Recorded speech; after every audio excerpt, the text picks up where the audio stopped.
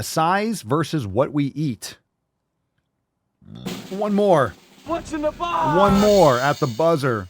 For 3. Okay, let's talk Airball. about this. Eating food is not wrong. It's not immoral. You're not a bad person. Eating food's not immoral? Oh my goodness. Thank God. Thank God, because I eat frequently. I felt like a terrible person. Papa Swole, why are you eating steak? You ate another burger. You ate an apple. Because every time I eat, I think about my morality. That's that. The other thing I want to talk about is about size. We all must know at this point that our size is not an indicator of how much we eat, with exceptions, of course.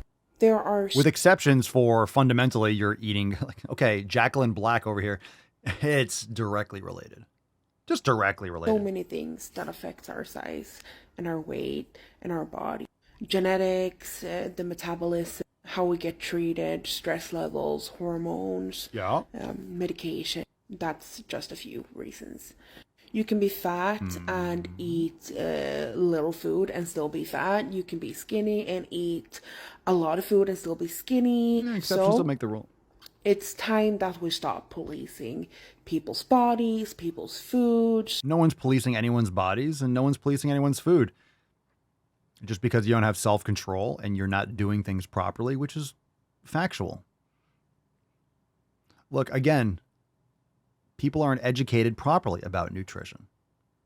I haven't always been doing things optimally, but it's objectively a reality. People don't take care of their environments. They don't take care of all the things that are impacting their health, and then they wonder why they have health complications. You don't take care of the things in your environment that are directly leading to you having health issues and obesity related issues. And okay, well, guess what's going to happen if you don't take care of those things? You're going to have problems. The same way people still think, I know someone that it's like people that think like, oh, I'm going to start eating healthy, and they get like a chicken Caesar salad and they're putting that shit all over it. They're eating this garbage. It's fucking garbage. Well, I'm going to eat healthy. Let me get a salad. Gross.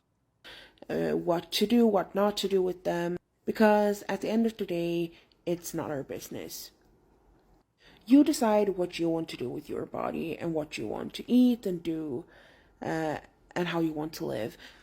Okay, so there's a lot of things here. I don't want to go too far into it, but yeah, you have freedoms to a point. You do.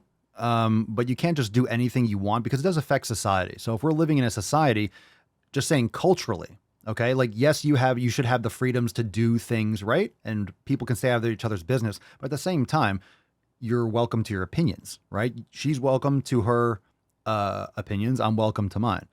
But I'm just saying it does affect society as a whole. I think this is something that shouldn't change with laws.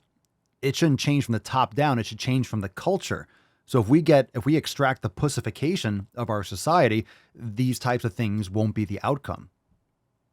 So I'm not saying people should have the right to make certain choices or food choices, right? So here's the thing. I'm not saying that McDonald's or Burger King shouldn't exist. In fact, I think that they shouldn't exist, but they shouldn't exist because people choose not. So if everyone stops purchasing, if everyone all of a sudden stopped buying, people just stopped literally, boom, across the world. No one went to a McDonald's, and guess what? They're going to go out of business. They're going to shut the stores, right? Just like Bud Light is laying off people because, yeah, people don't buy that piss water anymore. They fucked up. They never apologized. They didn't do anything right. They're like, okay, they want to lose all their money and they want to, yeah, people are going to get fired and laid off because they don't need people to make as much beer anymore. They're going to shut down breweries. They're going to shut down.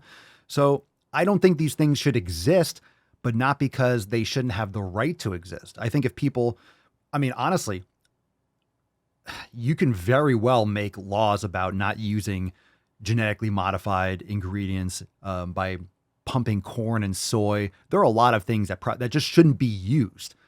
But it's just like laws that are on the books that don't get enforced because some laws are just stupid and culturally people aren't going to pay attention to them. So there are a lot of laws that don't get enforced because it's just not culturally acceptable to enforce certain laws. So just because it's in law doesn't mean it's going to be enforced on a cultural level. So I think people should be allowed to make certain things or produce certain products, but at the same time, people shouldn't fucking buy them. And that's the thing. If people buy them, then they're going to make money and they're going to keep on making more of those products. It's a business. If everyone stopped buying this fucking shit, then guess what? They're not going to have a business. So, right? You know what I'm saying? So it's like,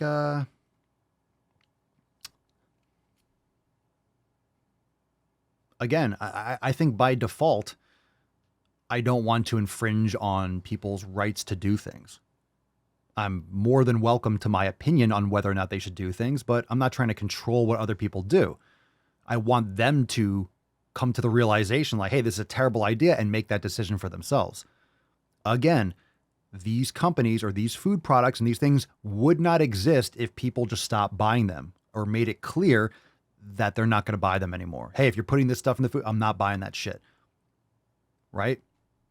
Nesquik or Coca-Cola, like, we're not buying that shit anymore. It would disappear from the shelves fucking overnight. And you know it would. Period. So, and other products would be more successful and there'd be more money going elsewhere. So because of the whole Bud Light thing, it's not that people stop being fucking lazy alcoholics. They're still buying beer. They're just buying Modelo or they're buying other brands. So it's not like people just stop drinking beer.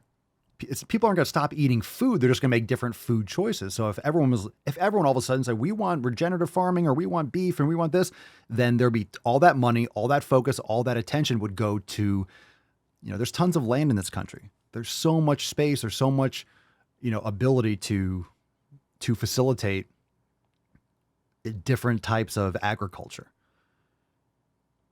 I'm not saying there wouldn't be growing pains and there would be issues with producing and upscaling things like overnight, but it wouldn't happen overnight. But you get my point. If people aren't buying it, they're not going to make it. That's all it is.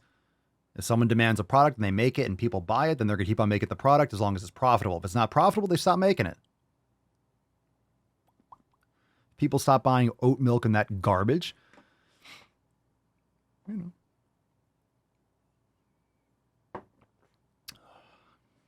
right. So I guess let's just. And I decide over my body and they decide over their body, and et cetera, et cetera, et cetera. Yeah. So yeah, it's not wrong eating a lot of food. It is. It's not a bad thing. It's not immoral. It is.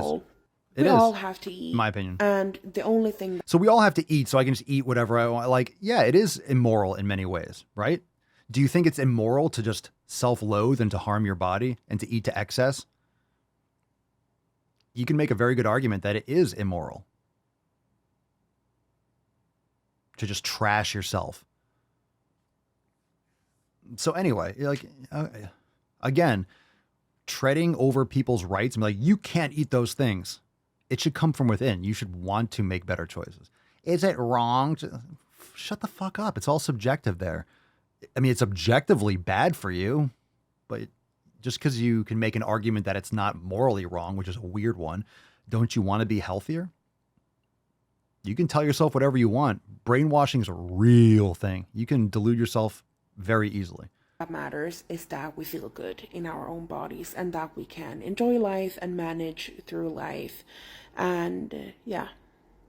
So you can't enjoy life when you're morbidly obese. It's very challenging. Anyone that's overweight or morbidly obese to that point, the way she looks, you're not enjoying your life to the fullest. You're not comfortable. You can tell yourself whatever you want, but you're not physically comfortable.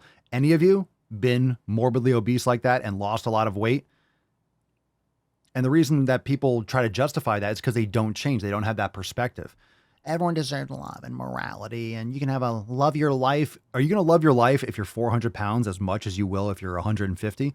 You have trouble getting into cars, standing up, you're out of breath, walking down the street or up 6 fucking stairs. It's not comfortable. You have trouble sleeping at night. You have trouble maneuvering in a bathroom or a bathtub to the point where you have to complain about airplane seats or toilets and stalls because you're too fucking fat for a goddamn room. Come on, man. Anyone who's been obese or is currently obese that uses their brain cells to, maybe a 30% capacity, maybe 20%.